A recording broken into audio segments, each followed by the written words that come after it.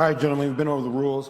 Protect yourself at all times. On the fence. I'm on the fence. We don't need to talk about that. We left hook from Yaoundé came and landed on him, so. Okay, brilliant. Hello, everyone. Welcome back to the King's Court MMA. We are here with none other than Kenny Florian, former UFC three-time title challenger, should we say, fourth degree jiu-jitsu black belt, and a true pioneer of MMA, amongst others as well. Kenny, thank you for joining us. Thanks for having me, man. Indeed. How are you doing today? I'm doing well. Yeah.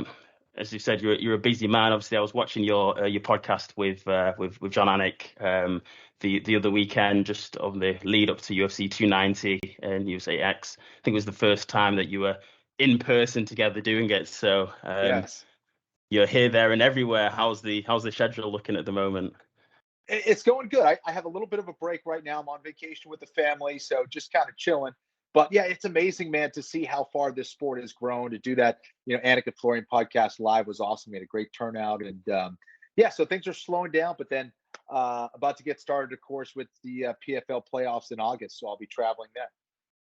Nice, and that's what we're here to talk about. Obviously, not newly appointed, really, but you've been in the role for a couple of years now. Obviously, you're a color commentator and analyst at the PFL. How are things over there? How are you liking the job? It's been great, man. It's been a lot of fun. Obviously a newer promotion.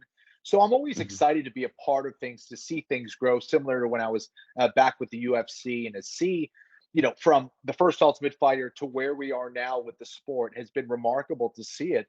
And I think that the PFL definitely has a very similar potential trajectory as well, in that, we're just getting started. And there's so much room for growth, and they're already doing it on a very big scale and attacking it hard. So I'm excited to see what the future holds. Nice, and I think excitement is the key word. I've been to both of the UK events this year, in PFL Europe, so one at Newcastle, and then just a couple of weeks ago in Berlin is media. And it's a different buzz. It's definitely a different buzz what's going on. And I think from a strategic view, obviously, onboarding yourself with all the experience that you have, and the likes of Dan Hardy as well, I think it's definitely a really a strong move by the company, and it really shows the vision that they have. So I'm excited to see where a promotion goes and where it moves the sport. So really Thank good. You, man. Really good. And then just to recap on the regular season so far, it's been an exciting one.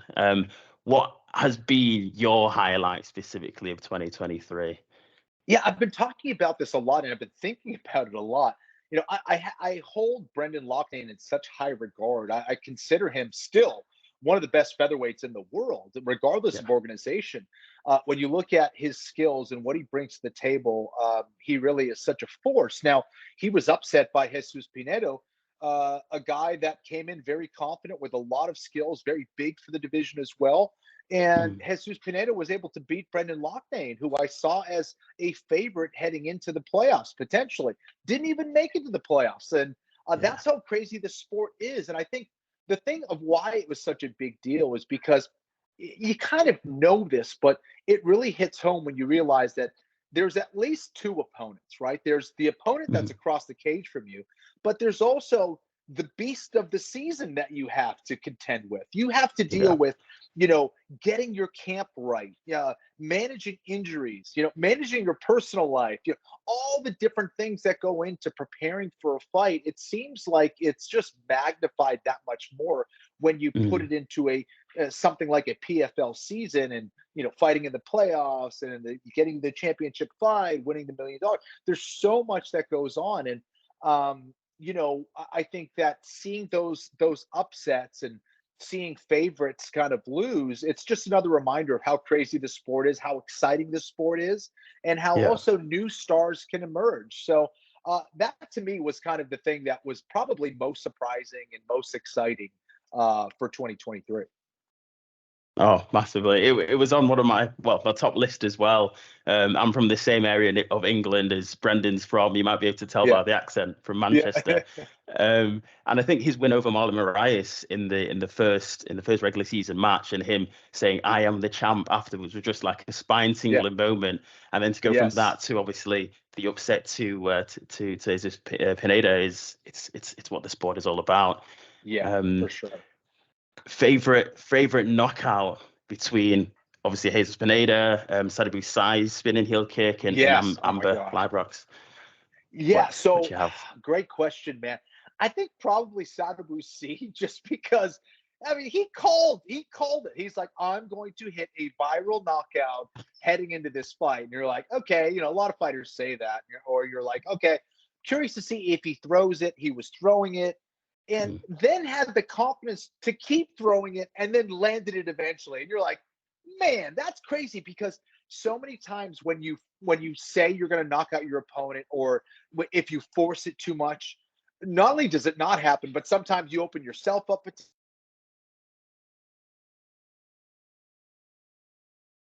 It shows the level of confidence that Sadibou C has now heading into this year. Because mhm. I think as commentators, Sean O'Connell, Randy Couture, a lot of other people, we saw that potential in Sadibou C. We're just like, Yeah, man, we know he can do better. We know that he can be an exciting fighter, but he's not letting his hands go, or not letting it flow when he goes out there. Now we're seeing a Sadibou C that is completely relaxed and comfortable and confident in himself. And now we're seeing those techniques just flow out of him. Why? Because not only did he become a champion last year, but he's been mm, working so hard on the grappling side of things that now he has yeah, the confidence to throw that stuff. So that's yeah. the Sadibou C that I think a lot of us that have been watching the PFL over the years have been waiting for. And the fact that he hit that wheel kick was just something special, man. That was unbelievable. It's crazy. No, I think you hit the nail on the head there properly. And also it's good to see the likes of Aspen Ladd as well getting the wins and getting the finishes. I spoke to Yeah, her leading up to her last fight, and I asked her a question: what do you need to do to to keep getting those finishes back? And she just said to get back to the Aspen of old, really, her nasty younger self. And I think she did just that as well. So it'll be exciting to see her in the playoffs. yeah. Um, and then looking forward, obviously, to the playoffs, to the semi-finals, what matchups do you have in mind that is a one to watch? Really, what you're looking at there? Well, I'm not sure exactly what's going on with Movlead, I always wanted to see a Movlead Habulayev against Bubba Jenkins final, just Mm, because you have two of the best wrestlers in the 145-pound division anywhere, in my opinion, going at it. I would love to see how that pans out, to see whose wrestling is better there. So that's one I was really curious about. Dennis Goltsoff is a guy that, similar to Sadibou C, where I've always seen a ton of potential in him. I think he has one of the best jabs in the sport. When he's on mm, his game, he looks like a world beater, man. I mean, physically, he's impressive, but when he's yeah, putting all of his tools together, he just moves extremely well. He looks like an A-class athlete, fights like an A-class athlete. Mentally and health wise, I think he struggled a little bit. But when mm, he's on his game, he's extremely difficult beat. So I would love to see him against him and Henan Fajeda in a potential final at some point, because you have two very explosive, dangerous guys going at it. So that would be really interesting. So yeah, that's a couple of the fights that I'm looking forward to probably the most. And of course, maybe a rematch between one of the Russians, whether it's Umalatov or Magomed Karamov and Sadibou C. Like, yeah. how do they do against this Sadibou C? That's what I'm really curious about. So man, there's a ton, but I can go on and on. But those are a few. I gave you a few answers there. So yeah. No, indeed, love that. And yeah, I was going to touch upon the two Magomeds fighting, and for me, it's good for the fans because you get a matchup here, which for me could be a final matchup in any promotion. Yeah. These guys are friends; they know each other well. They've trained together. They're in similar circles and whatnot, and they're just as phenomenal as Yeah. each other, really. So that's going to be interesting. Um, do you? One thing I do like about the PFL, they're not scared to protect fighters to get to the title. It's just, hey, whoever's best, throw you in the deep Right. end and let's see who comes out winning. You mentioned briefly about Movlid, and not too sure about what's happening there. I did hear rumors that he may not be available for the playoffs. Anything that you can speak on that at all, or any potential Yeah, so replacements? I've only heard the rumors that you have heard. I have heard nothing internally that the fight is off or that anything has changed. So I'm just going off the same rumors that I've heard on Twitter as everybody else. So Yeah. I hope he's okay. I hope Mhm. that he's fine and going to be able to compete. Yeah. So that's why I mentioned it. I don't have Mhm. any inside info or anything like that. But yeah, so No problems. Yeah, I hope all is well there. I've heard an interview with the bad man himself saying that if he's not there, then he wants Chris Wade. mhm. But myself, I'm sure Brendan Loughnane not too far for a for a call. Even he deserves the break, I believe, as well. So let's see Sure. what goes on there. Just talk about new fighters then to watch out for, not specifically, obviously, San Antonio. We've got in a week or just over a week. Yeah. Again, being from the UK, being from Manchester, there's a chap who's recently just won a Challenger Series, Abraham Babley, and Yes. I think you were doing coverage for his fight as well. What do you make of him and his potential, and what do you expect from him in the future? Yeah, Abraham Babley is a really interesting study first of all, never doubting size, right? He was telling Mhm. everybody, hey, listen, I'm a heavyweight. I can beat any heavyweight in the world, yada, yada, yada. And he goes out there and does extremely well in dominant fashion. He was Yeah. really upset about his PFL debut, then goes in the Challenger Series and puts that all to rest. He's like, listen, I was injured heading into that. This is what I can do, and went Yeah. out there and proved it. So I'm really curious to see how he develops as a talent because I love the composure, I love the mindset. This is a very hardworking man who I think has a tremendous amount of potential. Where Mhm. he ends up, whether it's at 205 pounds or heavyweight, I don't know. The most important thing for Babley is to get the experience. He only has a few fights at this stage of the game. Get the experience, learn a lot from it, then put him up against the bigger names and potentially Mhm. getting into the PFL heavyweight season, all that stuff. So I think that the PFL scored big time in getting him as a talent because I think there's a lot of upside to Abraham Babley and what he can bring to the promotion. Nice, well said. And then just looking on potential future cards that the PFL can have. Obviously, there's been a big buzz in Europe about the two inaugural matchups, or should we say fixtures there. Um, we wanted to campaign really for a PFL in Manchester. There's a lot going on in Manchester. Oh, Obviously, we've just said there's a chap, Lewis McGrillen, who is just be taking on the bantam and flyweight division by storm. What do you know, and is there any potential, do you know, for a PFL Manchester event? about that. Yeah, no. So whether I'm talking to you or anybody else, I've always said the UK fans are some of the best in the world. They are as passionate as they come. The energy. Anytime I've gone over to the UK for fights, whether it was many years ago with the UFC or to last year with the PFL, I think it's a special environment. So you have guys like Brendan Loughnane and all the great fighters that are coming from Manchester. I think it's something that has to happen in the future. Nice. And then the same question, but to PFL Africa. Obviously you've got the flagship signing of Francis and everything that he brings. Anything that you've heard on that, and what's your view on a PFL in Africa potentially?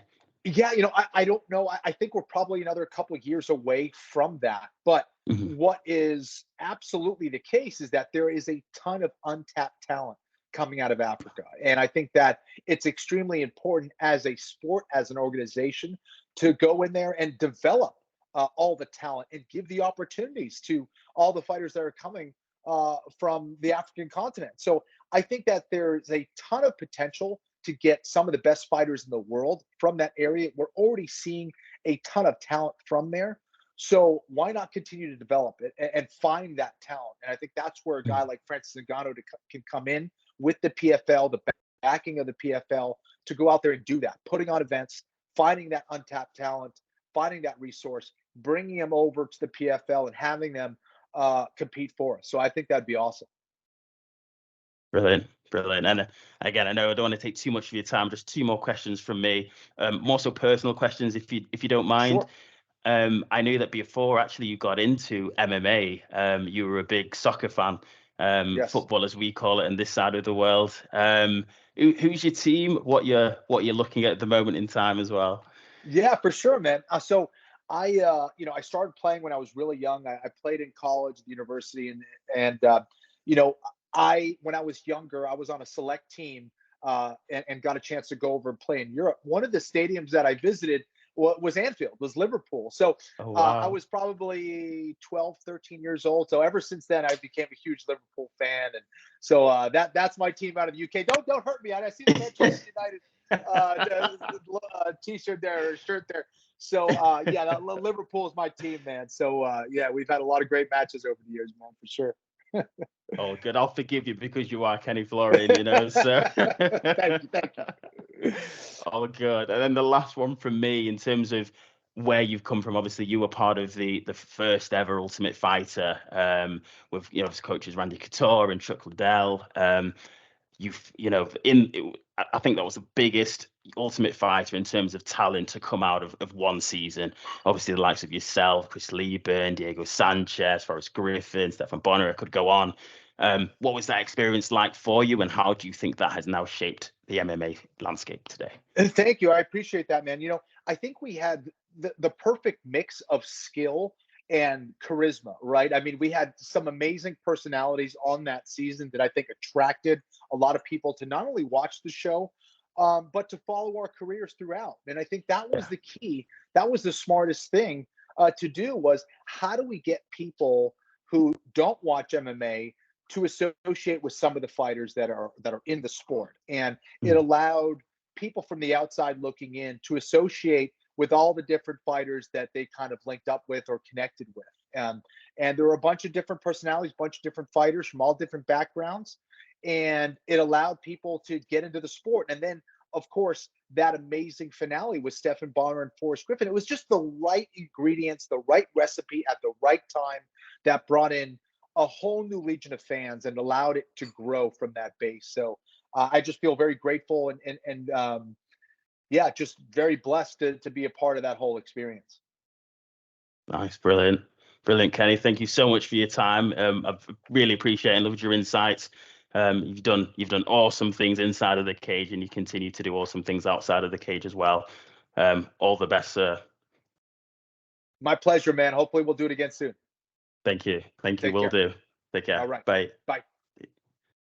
All right, gentlemen, we've been over the rules. Protect yourself at all times. On the fence, I'm on the fence.